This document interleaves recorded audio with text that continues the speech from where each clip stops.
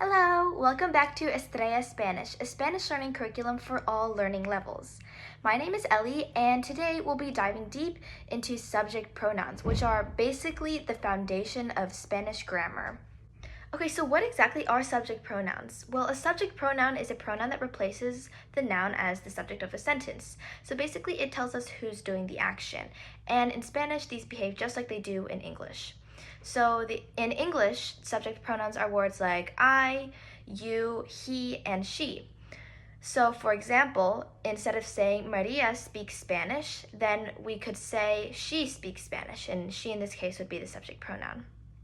So similarly, Spanish also has its own set of subject pronouns, and while they may seem a little bit tricky at first, they follow very clear patterns. So let's break them down systematically, starting off with the singular forms.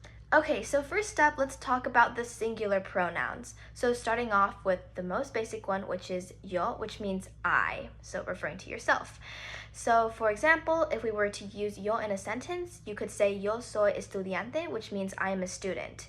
And if you don't know what soy is basically the conjugation of the verb ser, which means to be, so it means I am a student.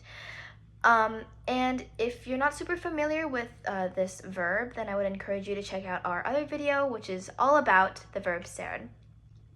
Okay, so moving on, tú means you, but it's informal. So that means that you would use tú when you're talking to like your friends, your family, or people your age.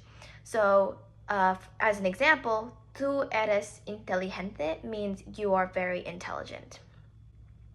Okay, so moving on, él means he. And remember that when you're writing this, it has an accent on the E. So as an example sentence, él come pizza means he eats pizza. Similarly, ella means she. So if we say ella baila salsa, that means she dances salsa. Okay, so for our final singular subject pronoun, we have usted, which is kind of the tricky one.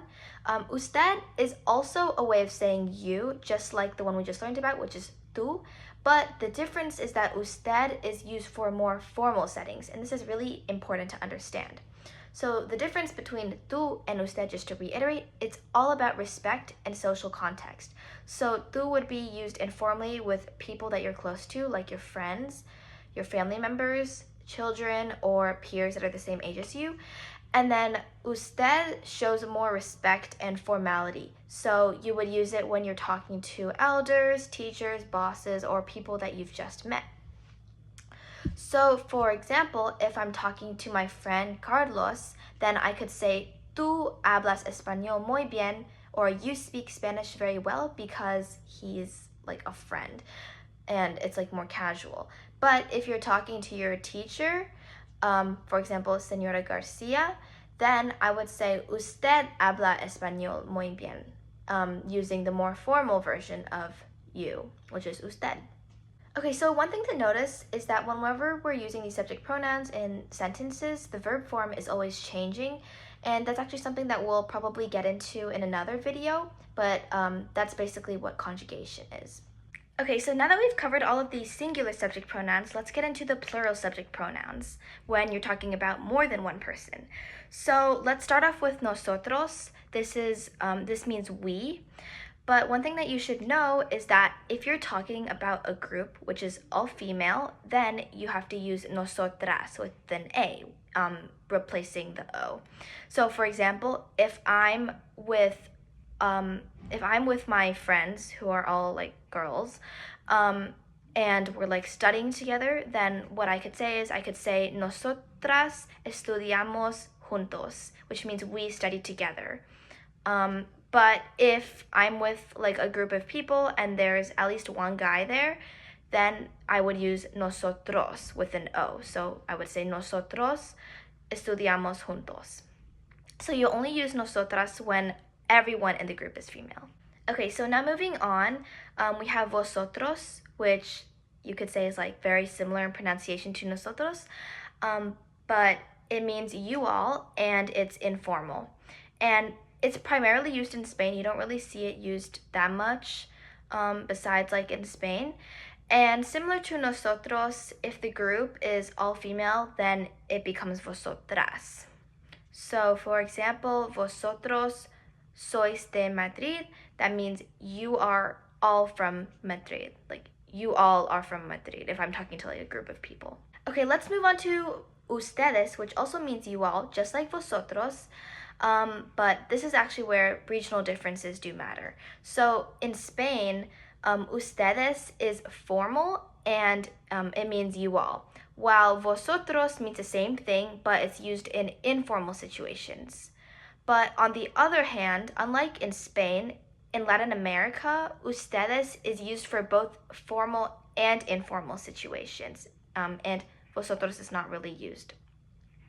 So, if we were to say, ustedes hablan muy rápido, which means you all speak very quickly, then in Spain that would be like the formal version, whereas in Latin America that could refer to both formal or informal situations.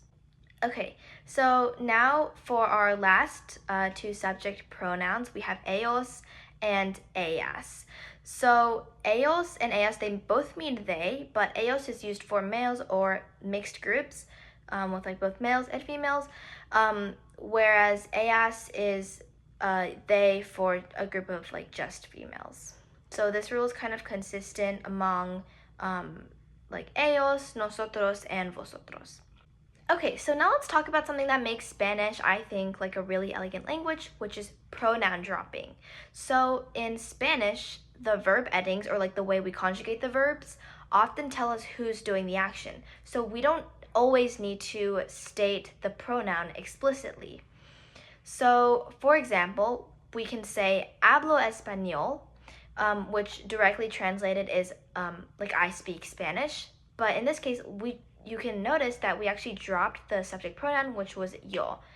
And the way that we know that this means I speak Spanish, even though we didn't explicitly say yo, is because hablo is the conjugation of the verb hablar in the like yo tense.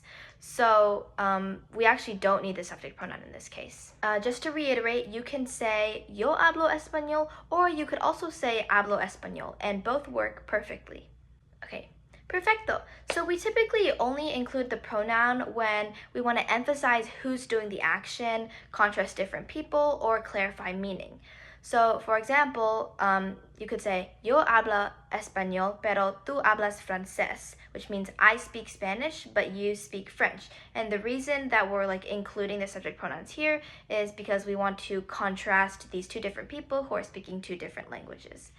But otherwise, if there's not really much use for the subject pronoun, then we usually would just drop it. Okay, so that's basically it for today's lesson. Remember that mastering subject pronouns does take a lot of practice, but they're really important to being able to express yourself clearly in Spanish. So please keep practicing these pronouns in real conversations until you find that they've become automatic. If you enjoyed this lesson, don't forget to like, share, and subscribe for more comprehensive Spanish lessons. ¡Hasta luego!